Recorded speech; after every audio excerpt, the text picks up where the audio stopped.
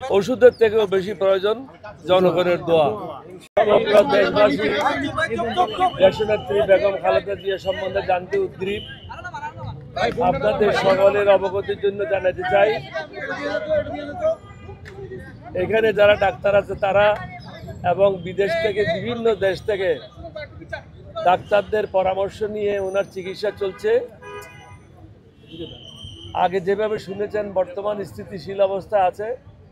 সমগ্র দেশবাসীকে অনুরোধ করব দেশনেত্রীর জন্য দোয়া করবেন। সঠিক চিকিৎসা চলছে।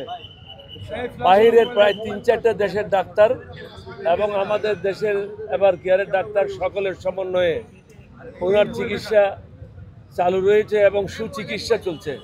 চিকিৎসার কোনো অভাব নাই, কোনো সমস্যা নাই। সবাই প্রচেষ্টা চালিয়ে যাচ্ছে। এখন প্রয়োজন সকলের দোয়া।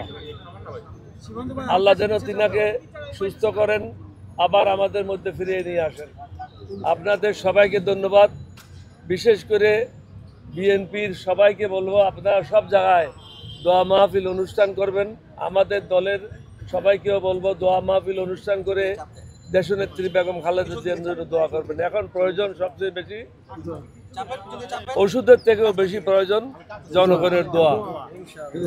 আপনাদের সবাইকে ধন্যবাদ জানাচ্ছি। দেশবাসীকে অনুরোধ করব, আপনারা সবাই সউদ্যোগে বিভিন্ন জায়গায় মিলাদ মাহফিলের মাধ্যমে দেশনেত্রীর জন্য দোয়া করবেন। তিনি আপনাদের অনেক খেদমত করবেন। সবাইকে ধন্যবাদ।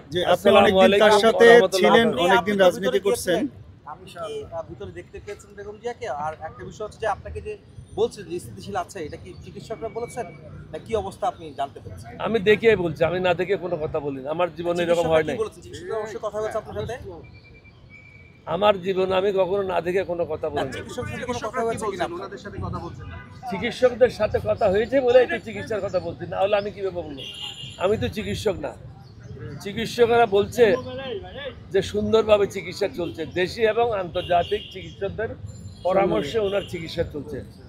আপনি দীর্ঘদিন তার সাথে রাজনীতি করেছেন। বেগম খালেদা জিয়ার এই অসুস্থতা নিয়ে সারা দেশের মানুষ উদ্বিগ্ন প্রকাশ করেছে এবং সব দল মতের ঊর্ধ্বে উঠে তার জন্য করেছে। এই জিনিসটাকে আপনি কিভাবে দেখছেন?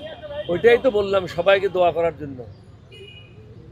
এটা তো আমার আপিল আছে দেশবাসীর প্রতি। তিনি অনেকদিন খেদমত করেছেন, দীর্ঘদিন কারাভোগ করেছেন, অনেক কষ্ট করেছেন।